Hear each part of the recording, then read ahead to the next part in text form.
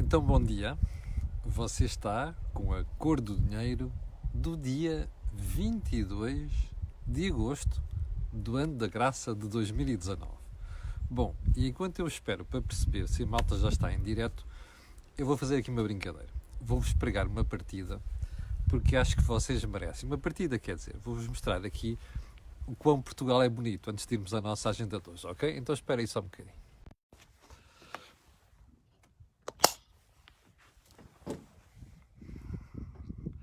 Não sei se está a reparar, mas isto é o Rio Douro, visto aqui de cima das escarpas e serpenteando por ali abaixo. Portanto, que se tinha alguma dúvida sobre a beleza de Portugal, nomeadamente sobre esta região, eu confesso que tenho uma pancada enorme. Deixe-me só acertar agora aqui. Bom, já está. E depois desta partidinha, já podemos ir. Eu sei que esta hora estou a ser insultado pelo pessoal que está a trabalhar, mas pronto, olha, azar. Eu também já estive a trabalhar aí uma série de dias enquanto a malta se divertia. Deixe-me só acertar aqui a câmara para podermos ir à agenda de hoje. A agenda de hoje que é uma agenda, como sempre, muito preenchida. E por onde é que eu gostaria de começar? Olha, naturalmente pelo nosso tradicional período antes da ordem do dia, para me rir. Hoje vou começar por me rir bastante. E, sobretudo, vou-me rir daqueles que maldosamente me criticaram nas últimas semanas quando eu levantei dúvidas sobre as verdadeiras intenções do camarada Pardal Henriques. Houve aqui gente que me invetivou, alguns mesmo me insultaram em privado, porque eu andava a criticar o Pardal Henriques, Sindicato dos Motoristas de Matérias Perigosas, e não sei das quantas, que ele era um herói, um salvador, e não sei das quantas. Bem, ontem, não sei se reparou, mas o querido camarada Marinho e Pinto descaiu-se e, ao apresentar as listas do Partido Democrata Republicano, antecipou daquilo que é a candidatura do Dr. Pardal Henriques pelas listas do partido. Bom, eu não tenho nada a ver, nem tenho nada contra as pessoas candidatarem-se a cargos políticos, fazerem parte das listas dos partidos. Não tenho rigorosamente nada contra. A democracia é mesmo assim, não é? A democracia não vive sem partidos e os partidos precisam de candidatos. A questão não é esta. A questão é que nós temos que ter o mínimo de ética. E a ética aqui tem a ver com estarmos a desempenhar certas funções enquanto profissionais, e neste caso, líder ou porta-voz ou raio-parto, ou o que você quiser, de um sindicato, quando se sabe que ao mesmo tempo que está a preparar uma candidatura política. Repara uma coisa, eu, se for líder do sindicato, ou porta-voz do sindicato, ou o que quiser, não é indiferente saber se por trás daquilo existem intenções políticas. Assim como não é irrelevante para mim saber se um candidato ao partido, nas listas de um partido, é ou não representante ou porta-voz, ou o que você quiser, de um sindicato. Não é irrelevante. E, portanto, nós podemos estar aqui a utilizar uma das funções, nomeadamente o destaque mediático e por aí adiante, para condicionar ou para influenciar certos resultados. Bom, eu estou aqui a fechar os olhos, como percebeu, tenho aqui o sol a dar deste lado, e peço desculpa. Mas, repare, esta transparência é fundamental. Imagine de hoje para amanhã o deputado Pardal Henriques. Quando ele estiver a falar sobre determinado assunto, nomeadamente sobre determinada matéria que diga respeito à vida política portuguesa, eu vou ficar sempre na dúvida, mas este tipo está a falar disto por esta razão, ou existe outra qualquer escondida por trás da sua atitude? Bom, esta transparência, esta ética é fundamental em política. E, portanto, eu só posso lamentar a forma vergonhosa como este processo foi levado. E já agora, para aqueles que mandaram criticar, shame on you, porque se percebeu, aliás, a comunicação social estava cheia de informações sobre uma eventual ligação do Dr. Pardal Henriques ao Partido Democrático Republicano, quando ao mesmo tempo desempenhava aquelas funções. Repito, em política a transparência e a ética são fundamentais. Bom, segundo ponto desta conversa. Portugal, eu não sabia disto sequer. Cuba, aquele magnífico paraíso do socialismo / comunismo no mundo, não é? foi o último bastião destas marmeladas, deve a Portugal 4,4 milhões de euros. Bem, enfim, não é assim muita massa, mas é dinheiro. E parece que deve esse dinheiro desde a década de 80, mas lá ainda não pagou. O que é que o governo português fez? Decidiu perdoar os juros dessa dívida, mas deu mais 10 anos a Cuba para pagar a dívida. Bom, há aqui duas coisas que eu não registro a perguntar. A primeira é onde é que andam o camarada Jerónimo de Sousa e a camarada Catarina Martins? Eu explico. Bom, como estes fulanos foram defensores nos últimos anos do perdão de dívida, eu não sei porque é que não andam atrás do PS e do governo para perdoar também a dívida a Cuba. Ou é só outra dívida? Bom, primeiro ponto. Segundo ponto. Espera aí. Então, só se perdoa os juros? Está a ver a incoerência?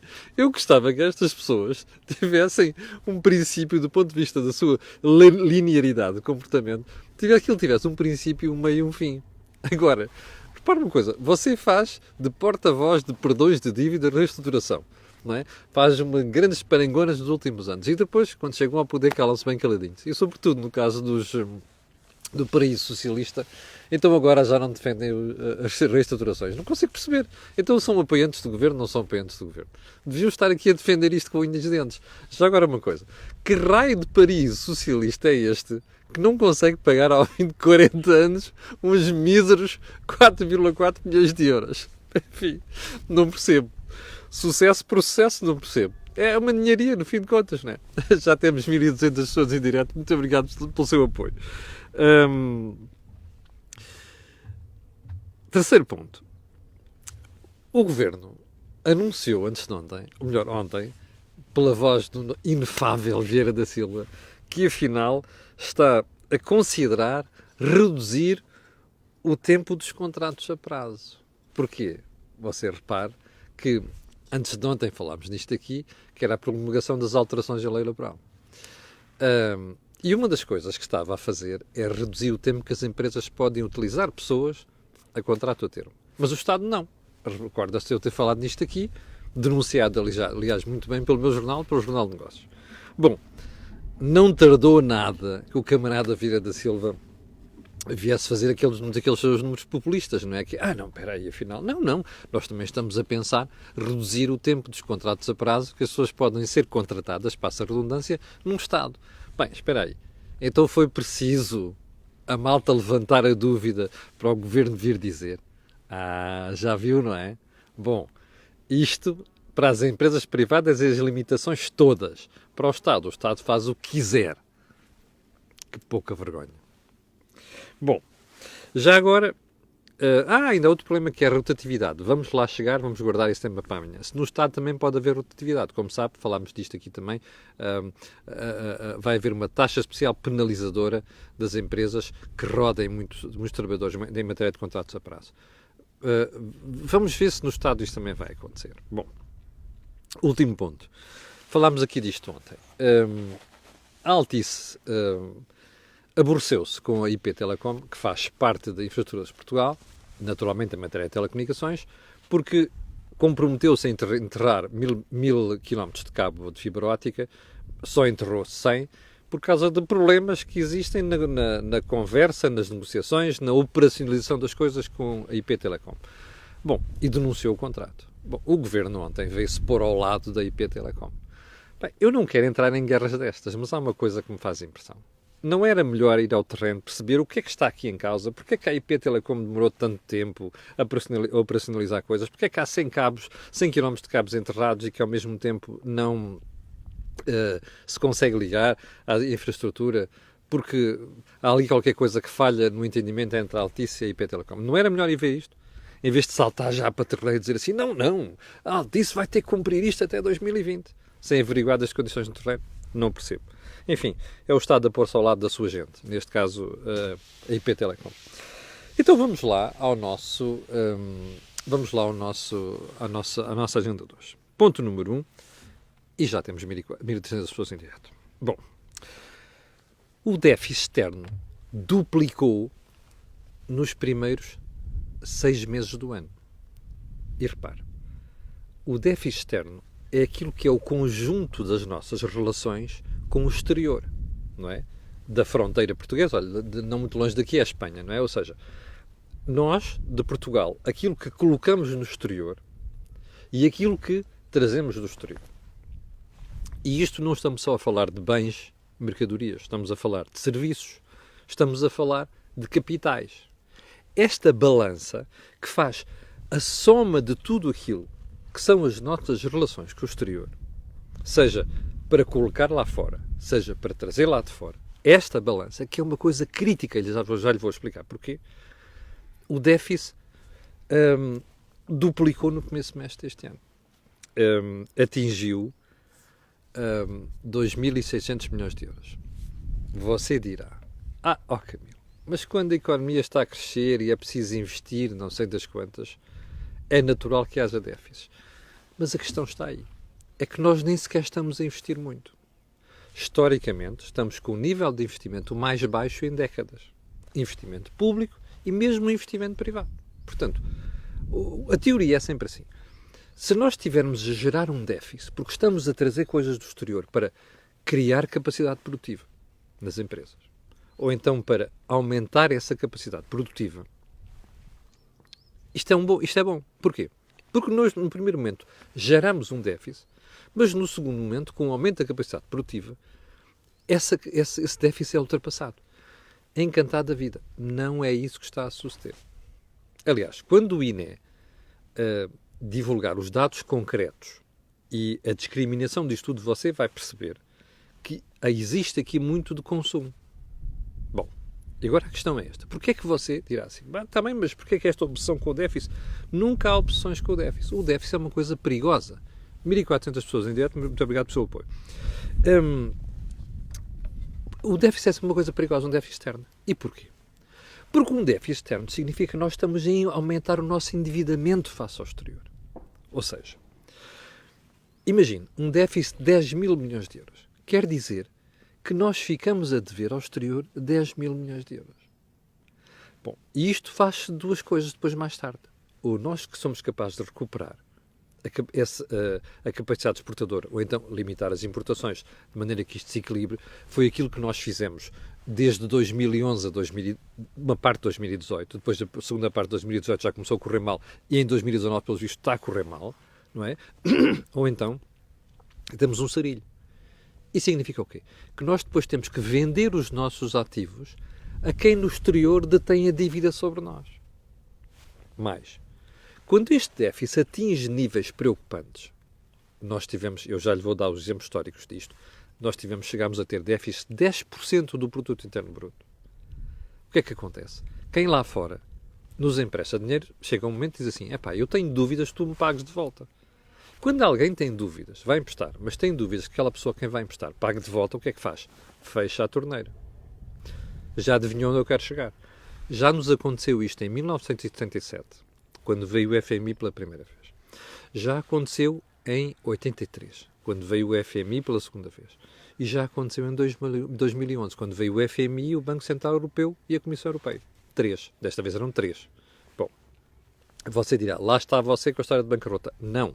Se você quiser, eu vou-lhe dar até o benefício de tudo. Vou-lhe dizer assim, olha, eu não tenho dúvida que nos próximos tempos não vamos ter bancarrota nenhuma. E sabe porquê? Não é pelos olhos bonitos do Dr. António Costa, ou do Dr. Rui Rio, ou de quem quiser. É por uma razão muito simples. A Comissão Europeia passou a fiscalizar-nos de perto, no âmbito de uma coisa chamada governação económica.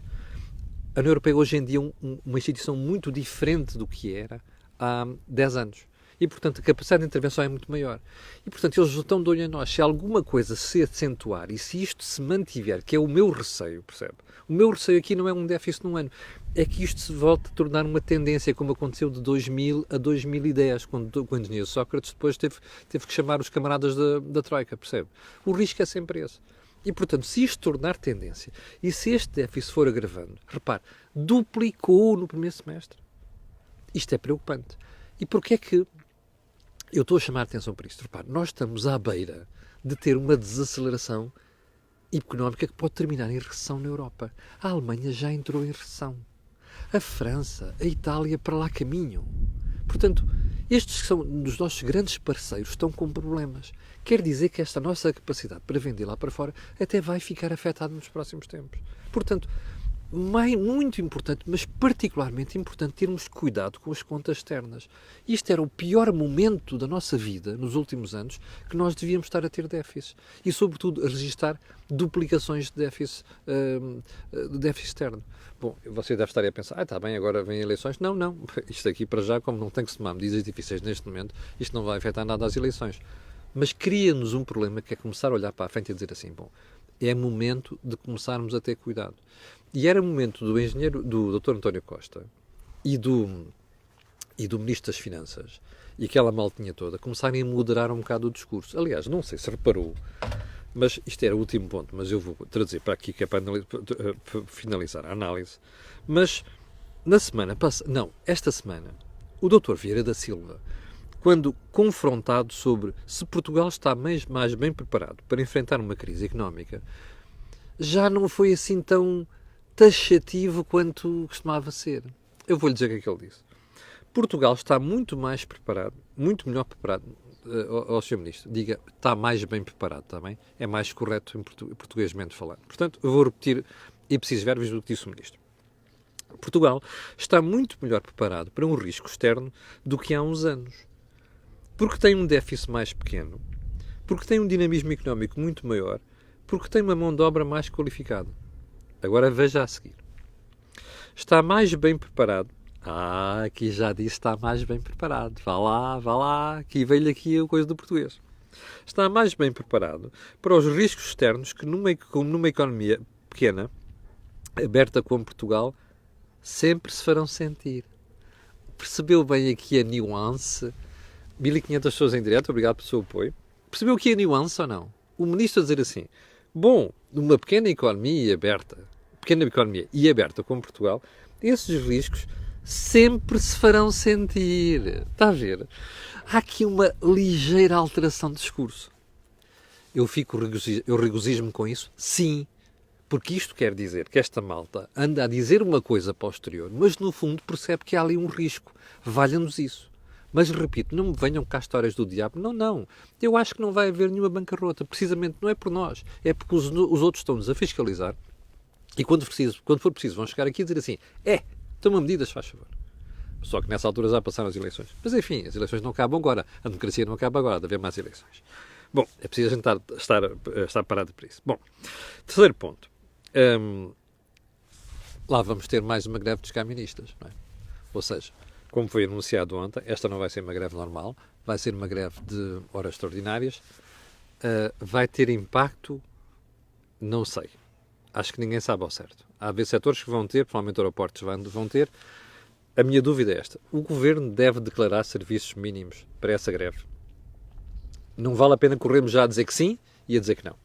É melhor analisar corretamente o que é que significa as horas extraordinárias e os fins de semana e qual é o impacto que têm, nomeadamente os aeroportos, antes de poder tomar decisões sobre isso. Se afetar os aeroportos, então aí sim deve haver serviços mínimos. Do resto, não. Há uma outra história que tem a ver com serviços mínimos, que eu vou deixar para amanhã, que já percebi que hoje ficamos outra vez sem tempo, que tem a ver com a história da Ryanair. Vou deixar esse tema para amanhã e suspeito também a história de Santa Combadão e do Museu do Estado Novo, que eu ando a adiar há quase uma semana, também vai ter que ficar para amanhã.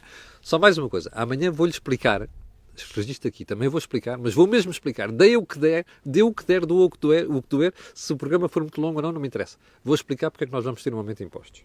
Bom, passando ao ponto seguinte, veja só isto. Ontem, a Alemanha foi aos mercados colocar dívida a 30 anos. Ouviu bem? É um muito longo prazo. 30 anos. Aqui há uns 4 ou 5 anos, quando você colocava dívida a 30 anos, o mercado cobrava-lhe um juro, no caso da Alemanha, 1,5%, 2%, porque há muito tempo, há muitos anos, ninguém sabe ao certo o que é que vai acontecer, se vai haver inflação ou não, e portanto os mercados são mais cautelosos, os gestores são mais cautelosos. Sabe o que é que aconteceu ontem? A Alemanha colocou dívida a 30 anos a taxas negativas. Até agora isto estava nas taxas até 10 anos. A taxas negativas. O que é que isto quer dizer? Que os investidores, para emprestar dinheiro à Alemanha, ainda vão pagar à Alemanha, está a ver? Ou seja, acham que a Alemanha tem um bom risco que durante 30 anos emprestam o dinheiro E ainda lhes vão pagar para guardar esse dinheiro. Bom, como já percebeu, não tem apenas a ver com o risco da Alemanha. Tem a ver com outra coisa, que é os mercados estão dopados pela intervenção do BCE. Está a ver o risco que isto representa. Não tanto para a Alemanha, que a Alemanha já provou nos últimos anos que é um país que é muito sensato do ponto de vista financeiro. Não faz disparates orçamentais. Mas para outros países, já pensou no risco que isto é? Olha os malucos dos italianos, não é? Que estão com taxas de juros de 1,5% acima de Espanha e de Portugal. Imagine só, há 10 anos ninguém diria isto, não é? E mesmo assim a Itália está a dizer que vai gastar mais. Aquele maluco que quer ser primeiro-ministro, Matteo Renzi. Se calhar ainda me sai como um Tsipras, quer ver? Também dizia que ia fazer tudo, depois não fez nada. Isto é uma vergonha, que é a forma das pessoas chegarem ao poder. Mas, enfim, analisaremos isso no outro dia. O que quero que se chame a sua atenção para isto é hoje. Está a ver como é que o BCE está a distorcer os mercados? Isto vai ter consequências. Pode ter a certeza. Não é agora, mas daqui a uns anos. Pode ter consequências. Bom, já chegamos ao final do programa de hoje. Eu não voltei a falar do Museu do Estado Novo, peço desculpa. Ainda não falei de subida dos impostos. E também vou deixar para amanhã a história da greve da Ryanair e os serviços mínimos que o Governo convocou. Ficam estes 3 pontos, independentemente do que se venha a passar com a atualidade. Ok? Fica encontro marcado para amanhã às 8 da manhã, também aqui, diretamente do Douro. Quanto a nós, eu vou-lhe pedir aquilo que peço sempre. Colocar um gosto e fazer partilha nas redes sociais, porque aquilo que você ouve aqui não ouve em mais lado nenhum. E já agora, obrigado às 1.500 pessoas que estiveram aqui a direto. Com licença, até amanhã às 8.